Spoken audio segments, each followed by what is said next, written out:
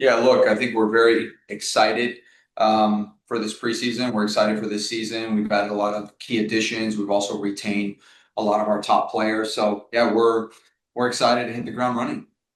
Perfect. Thank you for that. We'll start with Dustin. Dustin, go ahead. Hey Fabrice, welcome back. Thank you. How are you?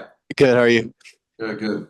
You mentioned a good core of the team from last year's back. A majority of, I think, what you would consider the starters are back. How important is that for you in getting this team off and running early in the season? Yeah, I think it's huge. Whenever you can bring back your, core group of players, I think it says a lot about the environment we are creating. And it's an environment that the players want to be a part of and are also actively creating and feel like they have a big say and a stake in it. So, yeah, I'm very always honored when that happens, and I'm excited to keep working with them. I know last year you talked a lot about the offense and the need to score goals. It seems like you guys now have, with Clarissa and Messiah back, you've signed Kate Fossey, Kat Rader, a number of options at forwards. Just how do you see that position playing out? Do you see some of them maybe being able to play as tens, as wings? Just kind of how do you see that offense setting up the season? Yeah, I think the biggest thing, if you look at our roster, is depth and competition. So I think in anything, whenever you have depth and competition in each position, um, everyone's performance goes through the roof. And so that's the piece that I'm really excited about. I think the other piece is we're not trying to relearn anything. Now it's more like, okay, can we execute at a high level what we're asking? Because we're not making, if anything, we've simplified our game model in the offseason. And so now it'll be really like, let's just hit the ground running. We know what we need to do to be successful. And now we can really focus on the execution. And I know Maggie came in last year, was a big addition to the team early on. She played a lot of games until her injury. In your interview the other day, you were saying it was like you guys got 4 first-round picks here with these rookies that you got. Just can you just give us a brief rundown of the new rookies that you guys signed and kind of how you see them integrating into the team this season and their roles? Yeah, look, I mean, Leah, we actually have personal experience with. She's a Houston native, and so obviously being close to home was a big part of her decision. She's obviously been on youth national teams, Notre Dame player. She's someone that could impact right away anywhere in the back line. I mean, she has the ability to play as an outside back, center back, so I think her versatility is really key. The other piece, she's also come in extremely fit as well. The other piece you mentioned, Cat Radar. I think Cat Radar can play anywhere in that 10 or even one of the outside players coming in the pocket, potentially staying wide. She's obviously, if you look at her production, even at Duke this year and even throughout her career, I think it speaks for itself. So just her composure in and around the box will be key. Yeah, the other pieces, I think probably more people were surprised at the Linda Olmark, right? So only, just finished her sophomore year, still relatively young, but has such an engine and such an ability. I've said this before, but I think she's a good hybrid between like a Danny and Maggie. I think she can cover that ground, but also is very technical as well, can play through the lines. So she's someone that I think is going to have an impact right away. And then Bossy, right? Like I think it's really clear if you look at her. There's a reason why she's the Mac Herman Trophy winner.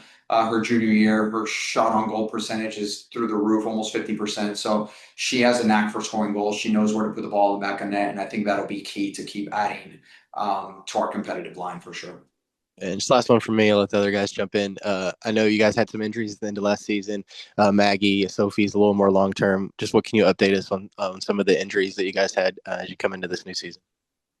Yeah, look, Maggie should be good to go relatively soon. Soph's ahead of schedule on her injury, so we should have her back. Hopefully in the first half of the season, but we'll see. But yeah, no, we're knock on wood, we're in good shape. So yeah, right now, really good. Thanks, Fabrice. Thank you. We'll go with Diego, and then we'll go to Alex. Diego, go ahead. Good afternoon, Fabrice. Welcome back. Thank you. Just to talk a little bit about kind of the roster and how you guys are looking heading into the season.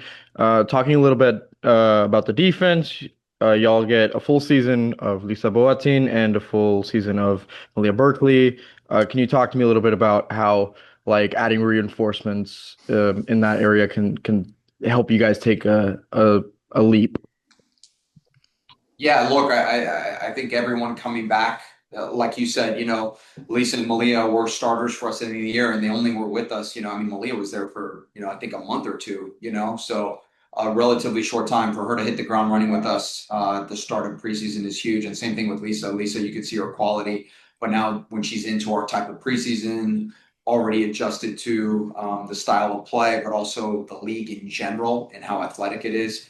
I think we'll be ahead of the curve, and then obviously you got veterans like Chappie and Westfall that are huge and have tons of experience in the league. And then again, like I mentioned before, Leo. So you've got a real well-rounded back line for sure.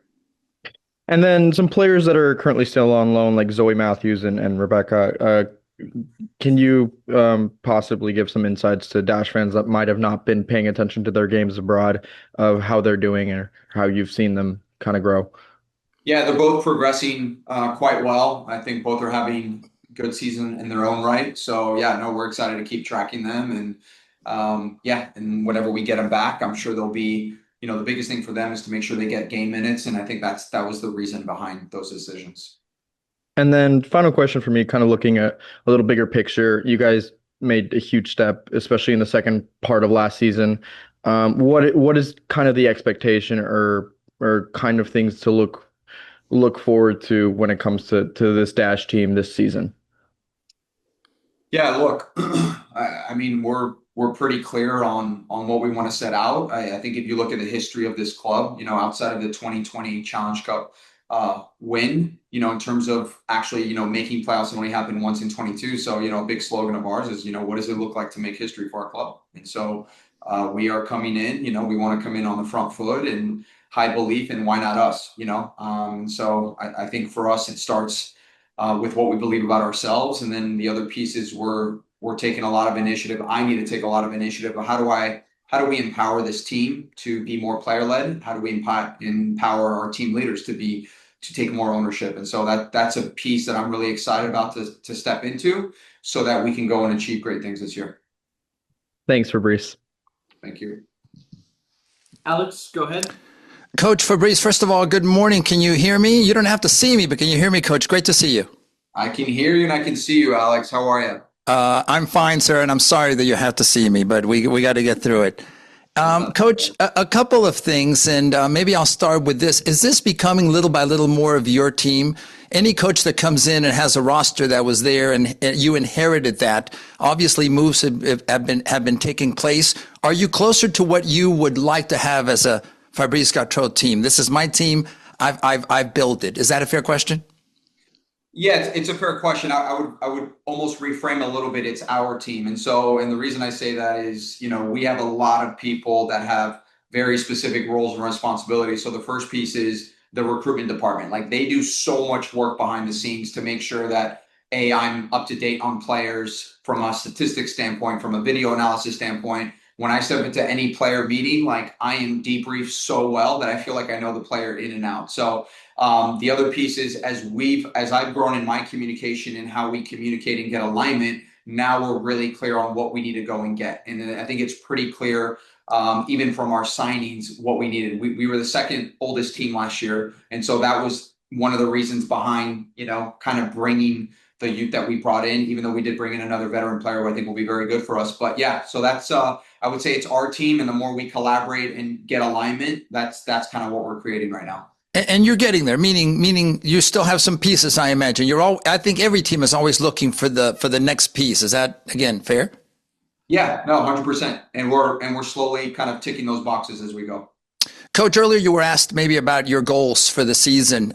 With the Dynamo, the stated goal is playoffs. Can you talk about that piece of it? Is that one of your goals? You certainly improved in your first season relative to the previous season. I imagine improvement is part of it, and that goal of playoffs has to be at least in front of you.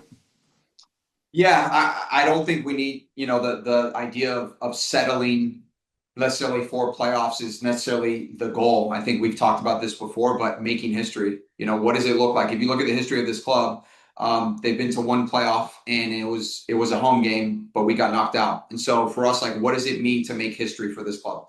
And so that's kind of our MO this year. That's what we're moving towards. And so I think playoffs is a minimum. So that's kind of what we're seeking after this year for sure. Coach, you speak about history, and you mentioned the signing of Leah. St. Agnes, Albion, FC, one of the local youth clubs. I think that's historic as well. And I imagine you would want more maybe local talent that either at the club level, at the high school level, at the university level, that's feeding into your program.